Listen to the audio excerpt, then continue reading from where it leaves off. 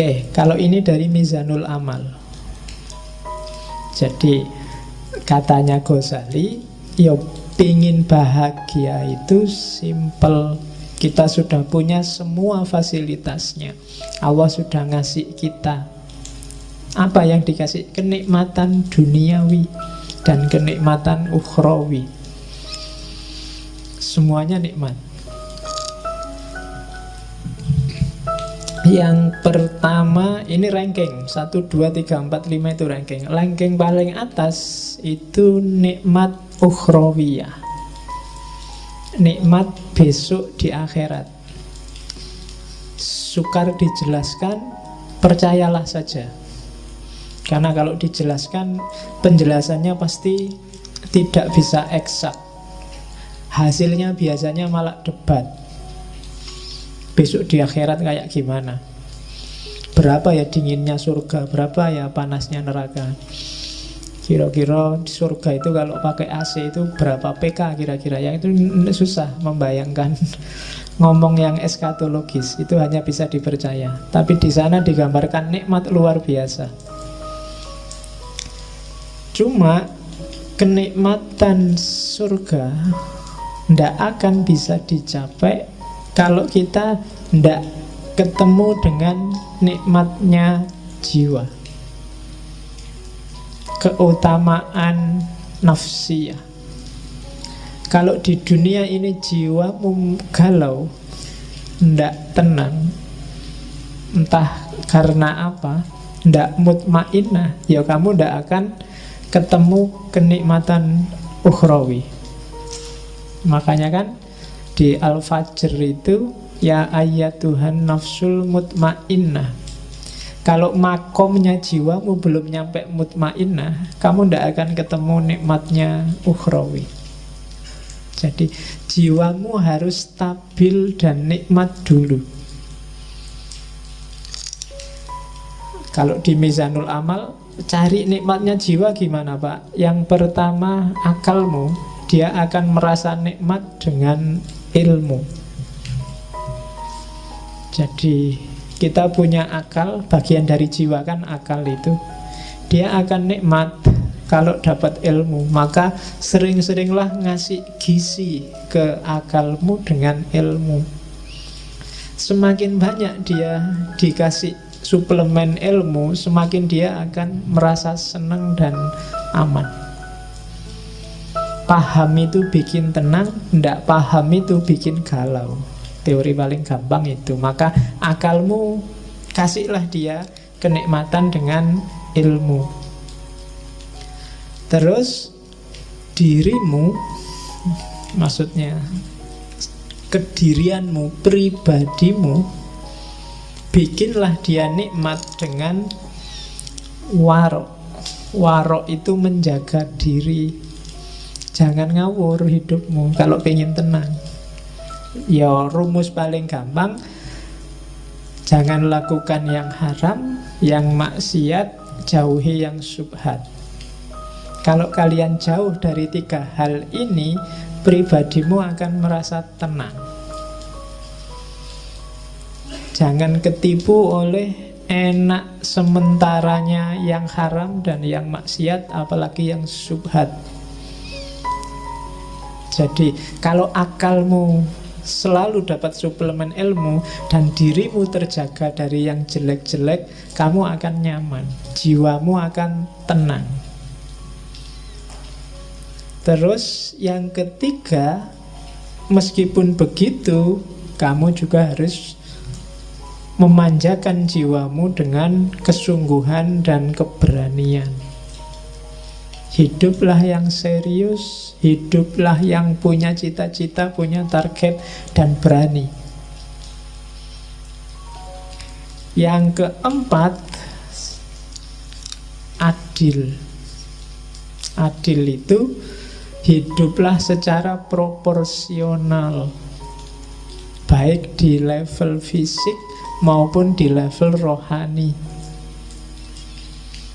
Jadi proporsional itu ya yang harusnya 10 dikasih 10, yang harusnya 1 dikasih 1. Fisik itu adil, kalau sehari butuh makan 3 kali, ya dikasih 3 kali. Itu adil. Rohani itu adil, ya sesuai dengan kebutuhanmu. Misalnya sudah waktunya nikah, ya nikah aja. Sudah jatuh cinta, waktunya pacaran, ya jatuh cinta aja, enggak apa-apa. Nggak usah dibendung-bendung, saya anti pacaran Pak, nggak mau jatuh cinta Pak. Kalau jatuh cinta ya jatuh cinta aja, kenapa enggak? Wong itu fitrah. Yang nggak boleh kan melampiaskannya kayak gimana. Tapi yang fitrahmu untuk suka pada lawan jenis, bukan yang sesama jenis loh ya. Itu penuhilah, nggak apa-apa. Kalau ini terpenuhi, kamu akan utama jiwamu, nafsiyahmu tenang, mutmainnah, baru kamu dapat kenikmatan ukhrawi. Cuma syaratnya tidak akan sempurna jiwamu tenang kalau badaniyahmu tidak sempurna. Ya kayak tadi loh, kalau fisiknya tidak adil, waktunya ada makannya kamu puasa terus, harusnya ada tidurnya kamu pakai melek terus, jiwamu juga tidak akan tenang, tidak akan mutmainnah. Harusnya kamu kawin malah bisa 4 kok malah tidak kawin-kawin. Itu tidak mutmainnah. Harus dibikin tenang. Karena nafsu itu kalau tidak kamu tenangkan, lama-lama dia akan meledak. Karena dia nuntut terus disuruh bungkem, nuntut terus disuruh bungkem. Pada saatnya dia akan menyusahkanmu. Sama kan kadang-kadang santri itu waktu di pondok tidak boleh lihat TV, tidak boleh baca koran, tidak boleh bawa HP, tidak boleh itu. Begitu keluar dari pondok kuliah, dia yang pertama nyari pacar. Karena kemarin nggak boleh apa-apa, sekarang kumat. Ya, jadi ndak, badaniyahnya beres dulu. Kalau badaniyahnya nggak beres, jiwamu ndak akan beres. Kaya dulu, punya istri dulu, pinter dulu, fasilitas dulu, baru jiwanya bisa tenang. Jadi badaniyah. Kalau rumusannya Ghazali, paling gampang untuk ngecek apakah badaniyahmu sudah nikmat, sudah bahagia, yaitu yang pertama sehat, yang kedua kuat. Sehat itu kan berarti fit. Apa ada sehat yang tidak kuat? Ya banyak. Saya sehat Pak, cuma tidak terlalu kuat. Olahraga biar kuat, ya kan? Tidak cukup sehat tapi juga harus kuat. Yang ketiga elok. Elok itu cakep. Jangan khawatir, setiap orang cakep sesuai perspektifnya masing-masing. Tidak apa-apa. Ya, kamu semua orang cakep, jangan khawatir.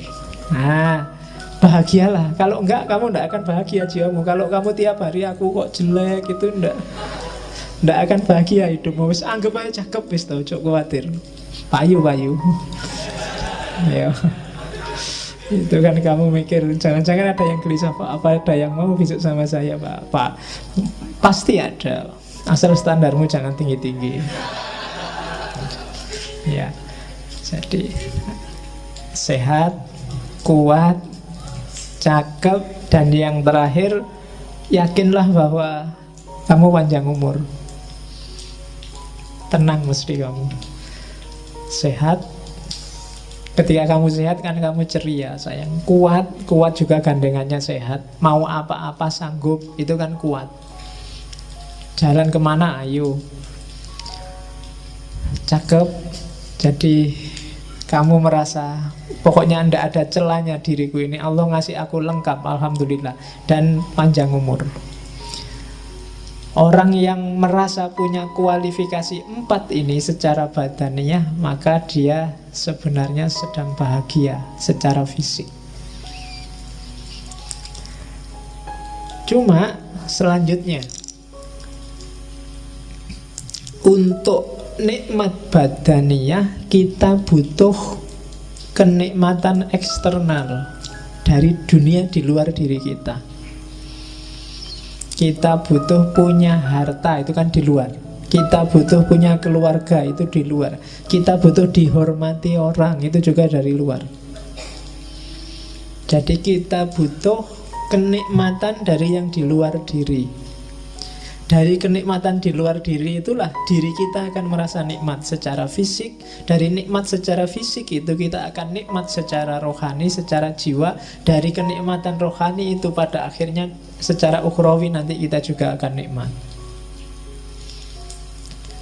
Cuma kenikmatan dari luar itu butuh pelengkap luar yang sangat luar. Apa bahasanya? Yaitu apa? Kenikmatan taufikiyah. Kenikmatan yang menunjukkan kalian merasa bahwa Allah itu sayang padamu dan ngasih banyak padamu. Sebagus apapun kehidupanmu hari ini, kalau kamu merasa dicueki Allah, atau apalagi Allah benar-benar cuek padamu, kamu gak akan dapat merasakan kenikmatan apapun. Kamu melakukan korupsi, enak loh korupsi itu. Kamu dapat banyak uang, mau apa aja bisa. Tapi karena kamu tahu bahwa dengan kamu korupsi ini Allah tidak akan ridho padamu, maka tidak jadi nikmat. Kamu nyontek ujian, enak kan? Nyontek itu nggak perlu capek-capek belajar, bisa langsung jawab. Dan bener lagi, dan bagus lagi. Dosennya sampai heran, ini kuliah tidak pernah masuk, makalah ndak jelas, disuruh ngomong apa juga temennya nggak paham, tapi jawabannya sip, akhirnya dikasih A. Tapi karena kamu ngerti itu nyontek, A-mu itu bukan sumber kebahagiaan. Kenapa? Karena kamu ngerti bahwa sebenarnya Allah ndak ridho dengan nyontekmu. Maka dasar dari semua kenikmatan tadi adalah keutamaan taufiki. Dapat hidayah, dapat inayah, dapat petunjuk, rusd, dan seterusnya. Jadi pertama-tama yakinlah bahwa Allah ridho padamu.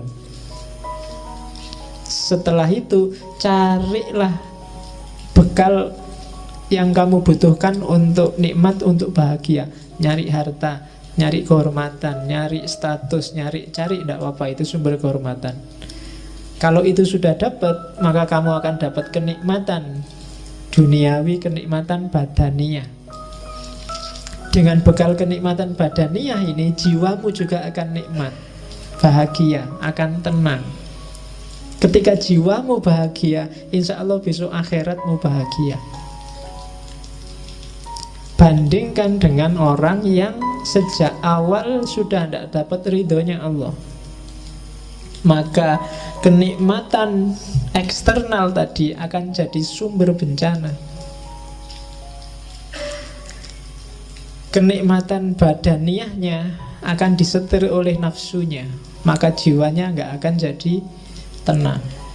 Dan di akhirat juga otomatis kacau. Jadi rumus pertama bahagia adalah pastikan bahwa menurutmu yang kamu lakukan itu diridhoi oleh Allah. Oke, setelah itu baru mikir nyari uang di mana, nyari kerja di mana, nyari istri di mana. Kalau sudah dapat kekayaan, dapat status, dapat kerja, itu kan nikmat. Hasilnya semua itu kenikmatan badaniyahmu. Kamu jadi sehat, kamu jadi kuat, kamu jadi elok, kamu jadi tampan. Kemarin gak punya duit, beli sampo sama sabun aja. Kan? Kalau duitnya banyak kan sekarang santai, beli parfum, beli make up, malah bisa. Kalau itu sudah terpenuhi kan jiwamu kan tenang. Dan setelah jiwamu tenang, kamu nambah lagi menyempurnakan jiwamu, misalnya dengan cari ilmu, dengan memelihara diri, dan seterusnya. Maka ketika kamu meninggal, kamu akan mutmainnah, dan kamu akan dapat kebahagiaan ukhrawi.